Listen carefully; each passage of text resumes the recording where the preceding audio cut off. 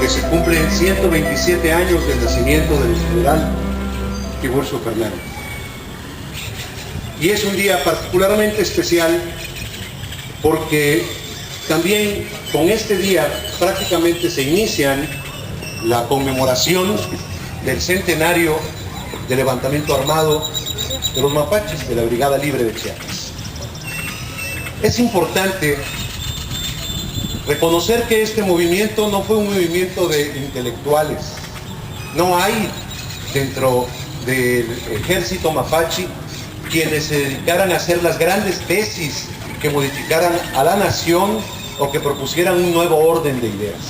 Hay que entender al movimiento mapache en las condiciones en que vivía en ese momento tanto la nación entera como el propio estado de Chiapas.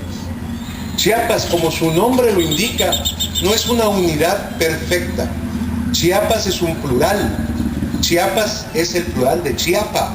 Por lo menos las dos Chiapas que podemos reconocer en el escudo que orgullosamente está en todas las casas de todos los chiapanecos. Y allí se encontraba la contradicción.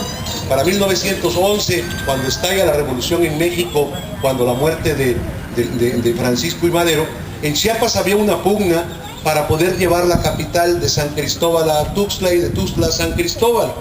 No estábamos precisamente en paz, pero tampoco estábamos en guerra. Estábamos los chiapanecos hacia el interior discutiendo dónde debería estar nuestra capital, y a veces esa discusión llegaba a los balazos, pero finalmente era un asunto interno de la soberanía del Estado, que como bien se reivindica en el Acta de Canguí, es un estado, el estado de Chiapas, es cual más el estado de la nación mexicana, que tiene el mayor derecho de poder resolver sus contradicciones hacia su interior, toda vez que nos anexamos a México por una decisión propia del pueblo chiapaneco. Sin embargo, no estábamos inmersos en la Revolución Mexicana. Las contradicciones que se daban en el norte y en el centro del país eran de otra naturaleza. El modo de producción en Chiapas era distinto a los modos de producción que prevalecían en el resto del país, y las relaciones de clase entre patrones, entre trabajadores, entre hacendados, entre gente del campo, era muy diferente, como sigue siendo diferente hasta ahora. Los chiapanecos, sobre todo los chiapanecos de los valles centrales, y en ese punto quiero diferir un poco, en los valles centrales se había asentado en los valles centrales el pensamiento liberal de Chiapas, no los pensamientos conservadores. El pensamiento conservador de Chiapas estaba en San Cristóbal, como hasta ahorita sigue estando. Pero en los valles centrales, los herederos de don Ángel Albino Corzo, los herederos de la francmasonería, los herederos de esta manera de ver el mundo, habían formado sus reales y vivían pacíficamente, y vivían productivamente, y vivían en armonía con su modo de producción.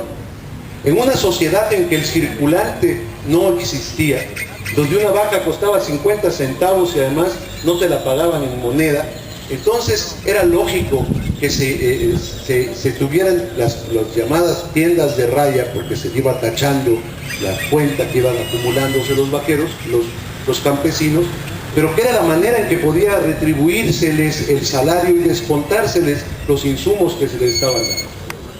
Se estigmatiza la tienda de raya como un modo de producción, como un modo de sujeción de los peones, como se daba en el norte, pero las condiciones en Chiapas eran completamente diferentes. En Chiapas, sobre todo en los valles centrales, no había esa división de clases, de patrones por una parte y abajo subyugados las gentes del campo. Desde entonces y hasta ahorita seguimos siendo uno y lo mismo, las mismas familias que nos imprincamos. Y con gran orgullo saludamos a nuestros tíos caitudos, y con gran orgullo les decimos que son nuestra familia, y nuestra condición económica no marca nuestra relación social. Hasta ahorita hay valores que son retomados en el Acta de Canguí y que siguen pigmentando nuestra relación cotidiana, y tenemos en un alto, muy alto valor el sentido de la familia. el conjunto de los que consanguíneamente compartimos la vida, compartimos el trabajo y compartimos el futuro, el pasado y el presente. Esas eran las condiciones que vivía en Chiapas. Sin embargo, en toda la lucha revolucionaria del centro y del norte del país, se fueron acumulando la necesidad del gobierno carrancista de tener un control total sobre el territorio nacional. Y se empezaron a meter en donde no se habían metido, Oaxaca, Yucatán y Chiapas, por ejemplo. Y mandaron a Chiapas a uno de sus generales más ampliamente cuestionados en el norte, como fue el caso de Jesús Agustín Castro. Jesús Agustín Castro llega a Arriaga un 8 de septiembre de 1914. El 14 de septiembre, 6 días después, ya estaba en Tuxtla Gutiérrez, traía al mando a 1.200 militares duranguenses que no conocían nuestros modos de ser, la manera en que estábamos, y bajaron en Arriaga con sus caballos, con sus oficiales, se pusieron sus uniformes y echaron a andar, pues entraron por los valles centrales. Precisamente por aquí pasaron y vieron que la gente en Chiapas trabajaba, que la gente tenía sus milpas y tenía su ganado y estaban pues produciendo, cosa que indignó profundamente a Jesús Agustín Castro, que al llegar a Tuxtla, donde un nutrido contingente lo llegó a recibir para aplaudirle y para victoriarlo, como pasa en las ciudades finalmente se identifican porque son los lugares donde la gente se arrima a vivir para tener confort, y pues para tener confort suelen estar bien con los gobernantes. Y en ese momento hicieron una bienvenida a Jesús Agustín, a su tropa, se pusieron muy guapos los tuxtlecos, y para ellos la sorpresa fue que lo que dijo Jesús Agustín Castro fue muy fuerte. Dijo: chiapanecos cobardes, dijo. Mientras que en el norte el país se desmembra en sangre, aquí ustedes están cobardemente trabajando, cobardemente produciendo, cobardemente, pacíficamente, armónicamente viviendo. Voy a hacerles sentir, dijo Jesús Agustín Castro, voy a hacerles sentir el rigor de la guerra, voy a hacerles sentir las penurias que pasamos en el norte. Y con una actitud de venganza y una actitud de sojuzgamiento, un ejército de ocupación que no representaba en ese momento los valores de la patria mexicana. Era un ejército más de los muchos ejércitos que en ese momento se contradecían y se juntaban, y en la revuelta de la Revolución Mexicana pasaban a ser de repente aliados y de repente enemigos. De esa manera, Jesús Agustín Castro, defendiendo a nombre del movimiento de Carranza, impuso una serie de leyes que modificaban y afectaban la manera de vivir de los chiapanecos, sobre todo la manera de vivir en paz de los habitantes de los valles centrales del estado, que también tenían, por supuesto, una implicación de familia, la familia chiapaneca de esta parte del estado. Eso no lo hizo con un acto de abuso total si en eso pasara en este momento, sería un abuso del poder típico, y los valores que estaría atacando son lo que conocemos hoy por hoy como los derechos humanos. La verdad es que el ejército carrancista vino a Chiapas a violentar los derechos humanos, muchos o pocos, desarrollados o indesarrollados, como estaban, pero eran los derechos que tenían las familias, los humanos, de vivir en paz, y que teníamos en Chiapas. Ellos llegaron con la autoridad que les dio el traer 1.200 hombres armados y profesionales de la guerra de un estado extraño a nuestro estado, a imponer leyes que no representaban el interés ni la sensibilidad de nuestro pueblo. No les fue fácil. Pronto, muy pronto, digo, los chiapanecos no somos ni modos, ni cojos, ni mancos. Pronto, muy pronto, los chiapanecos que estaban más interesados y más adentrados de la lucha revolucionaria, el caso del general Tiburcio Fernández Ruiz, tuvieron noticia de lo que estaba pasando en Chiapas. A nuestros familiares, a nuestros abuelos, a nuestros bisabuelos, les sucedían violaciones, robos, abusos, en fin. Y desde allá, el general Francisco Villa indicó al general Tiburcio Fernández, en ese tiempo al joven Tiburcio Fernández, estudiante de Derecho y por cierto bastante inquieto, ya había estado antes en otras acciones de armas defendiendo el pensamiento liberal de Chiapas en contra del pensamiento de los conservadores colectivos. Pues le decidió que se viniera a Chiapas a organizar la revolución, y ahí se vino mi general Tiburcio Fernández. Traía una orden, traía una comisión, traía algunos fierros, algunos rifles, algunas cuestiones que fue levantando en el camino, pero tenía sobre todo la esperanza de encontrar eco en los que eran sus coterráneos, sus gentes, su propia sangre. Y se juntaron en Canguí, y llegaron de la Ribera, y llegaron de Justepeques, y llegaron del Valle de Coita, y se fueron juntando 40 muchachos, todos jóvenes, todos con un gran sentido de la dignidad, todos con un gran sentido del arrojo, de la valentía, de la osadía. Pues díganme ustedes si no sería osado con 40 muchachos enfrentar al gobierno de Carranza. Los hicieron, se juntaron y escribieron un acta. No, el movimiento mapache no es un movimiento de intelectuales, es un movimiento de ciudadanos hablando de valores ciudadanos. Y lo que refleja el acta de Canguí es un ideario profundo y sencillo, como eran ellos mismos, en que hablaban de su familia, en que hablaban de la soberanía del pueblo de Chiapas, en que hablaban de la posibilidad de resistir heroicamente con los recursos que el propio pueblo les daba, en que rechazaron en todo momento intervención de cualquier otra fuerza que no fuera la fuerza que les daba el arraigambre y la certidumbre de que este Estado era su Estado, era su potestad, era su territorio y era su responsabilidad, y que tendrían que salir a defenderlos con su sangre y con sus recursos. 40 heroicos muchachos enfrentando por lo menos a 1.200 soldados entrenados de Durango y enfrentando al gobierno federal por un acto de abuso de parte del gobierno. Mienten los que dicen que el movimiento mapache es un movimiento clasista. Si hubiera sido un movimiento clasista, se hubiera quedado con 40 comandantes y solo mercenarios, soldados de fortuna. En poco tiempo, en menos de un año, el ejército mapache tuvo más de 2.000 elementos. Lo que indudablemente quiere decir que el pueblo de Chiapas lo agarró como su ejército, lo protegió y le dio lo que necesitaban para estar combatiendo. Es evidente que el arraigo que tuvo el movimiento mapachista fue popular y fue sustentado con el pueblo de Chiapas. No solo sus jóvenes que iban a la batalla y que estaban en la primera fila de los balazos, también todas esas gentes que estaban en torno a ellos, que les llamaban mapachis mansos, que eran gente mayor, que eran gente comprometida con la historia de sus hijos, y que muchos de ellos tuvieron que salir exiliados a Guatemala a buscar refugio, y desde allá, a salto de mata también, estar pendiente de lo que pasaba en Chiapas, y desde allá tener negociaciones y buscar apoyos para poder financiar, para poder apoyar la lucha de sus hijos en Chiapas. Es para mí un honor también tener con nosotros a una sobreviviente de ese éxodo tan importante, porque ya anduvieron nuestros tíos y nuestros abuelos. Y es un orgullo muy grande para mí poder estar con usted y darle las gracias, porque seguramente ese ejercicio que fue el éxodo... Muchas gracias, tía, por estar con nosotros. Fue también un gran ejercicio de la solidaridad. La gente, cuando está sola en otro país, cuando está emigrante y cuando está refugiado político, necesitan la solidaridad de todos.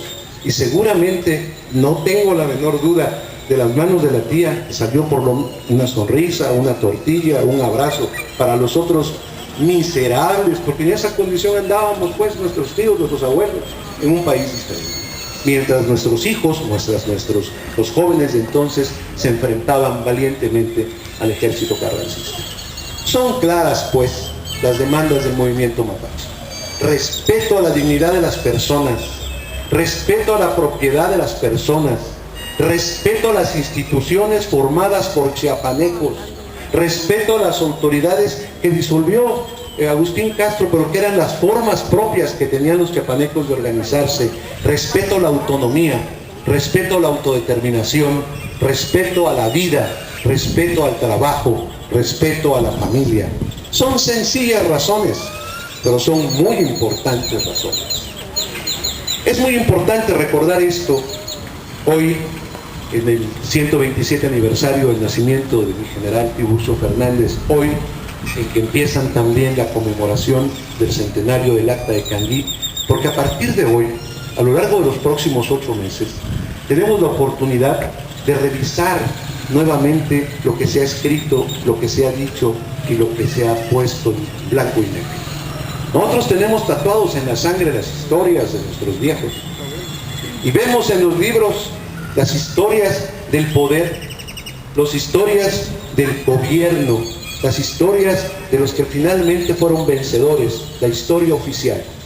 Ante esa historia oficial, en estos largos 8 meses, tendremos la obligación moral de poner enfrente lo que ha sucedido en Chiapas, lo que hasta ahora está sucediendo y hacer un balance.